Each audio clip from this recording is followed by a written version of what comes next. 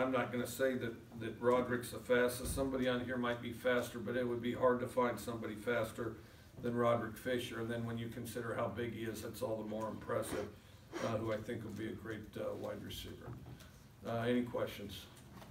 You mentioned you guys kind of found Cameron Cooper pretty early on in the process. A lot of people learned about him late and obviously became an Elite 11 quarterback. How did you guys kind of locate him so early on in the recruiting process? Well, we liked the way he played. I mean, all these people have a variety of stars, which I didn't read any of them off because I don't pay very much attention to them, because generally recruiting services and media are the ones that assign them with stars, so the important thing is whether or not we think they can play. And from the beginning, we thought that Cameron Cooper could play because besides the fact he's a statuesque passing quarterback, he's fast, runs the 200 meters, and the other thing that, besides the quality of player he is, and besides how good of a quarterback he is, another pleasant surprise was he kept growing. He kept getting taller and kept getting bigger. Having Luke around maybe help you guys get him here. Luke would kind of relate to him on some levels, and being a Utah quarterback. I think, and I would be guessing a little, but I think this would be accurate, that Luke Falk having success here coming out of Logan, Utah, probably drew some attention. Utah people became aware of Luke, and then players in Utah become aware of our program, and as they become aware of our program, then discover that it fits what we want them to do, and it doesn't hurt that we played in Salt Lake several times too. No, it's early, but where would you rank Cam in as far as on a list of quarterbacks that you've recruited over your career? Difficult to say. I think he's the best one in the country this year. I mean, that's what I thought. Well, I don't care what all those other people say. I mean, if they knew so much, they'd be throwing for 4,000 yards every year too. But so I'll defer to our judgment around here as far as who's a good quarterback. And then how many of these guys on this list do you think can expect to compete to play year one? Well, all of them we'll take a look at. We'll look at everybody as far as their ability to compete, and if they can be in the two deep, and then if they're in the two deep, they'll play.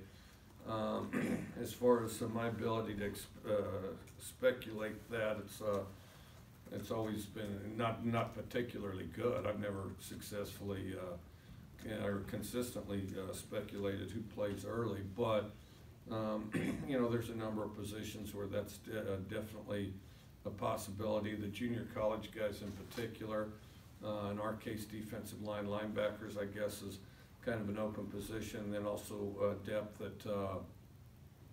at wide receiver, and so I think a number of them have the possibility to do that without any question, and then but we have to get them here and see what they can do, and a number are coming mid-year, and I don't have all that in front of me here, so we'll have to check in on who's coming mid-year later. But how important is it for a quarterback Cameron's going to be able to sign and start coming here in January? How important is it as a QB to get here early?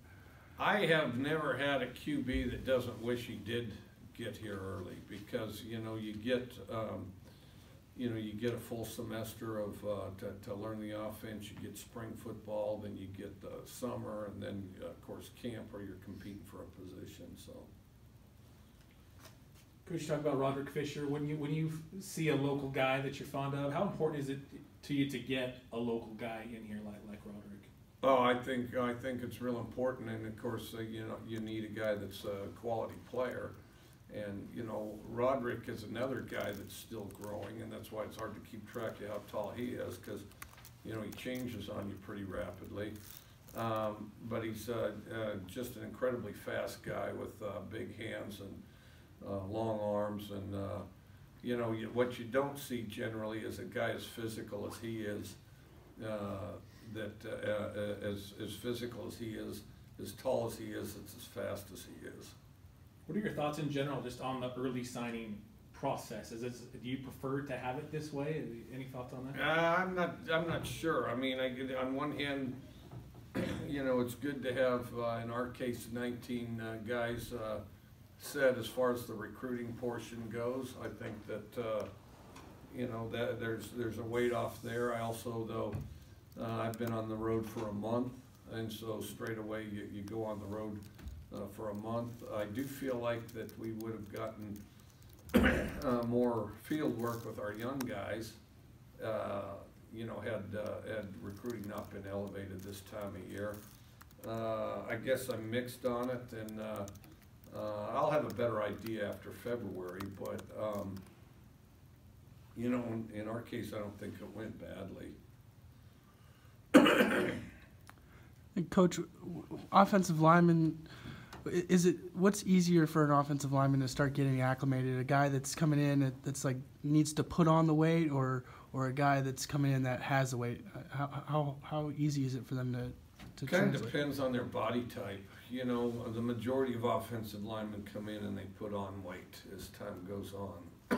Because I think that Dillard was like 235 or something, and just kept getting bigger, kept putting on weight, and now he's 300. But you know, but it's good weight. You know, Dillard's all, you know, cut up and muscled up and everything.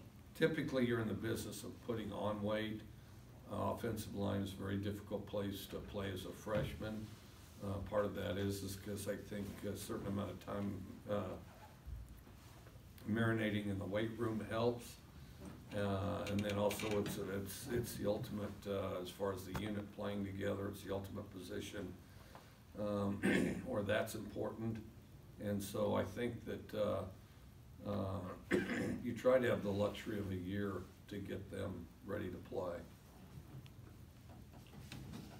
So any questions on the line for Coach Leach? Hey Mike, it's Steph. How crucial was it to get those two defensive tackles into this class since you guys didn't take one last year? I think it was really important. I think it was really important to get defensive tackles in this class. Sometimes you can bump down defensive ends, which isn't all bad. I mean, that's essentially what we did with Hercules, and you know, we thought, well, he's too small, he's got to be at the end, and then of course he holds up in there real nice, and he's a very quick you know, inside lineman.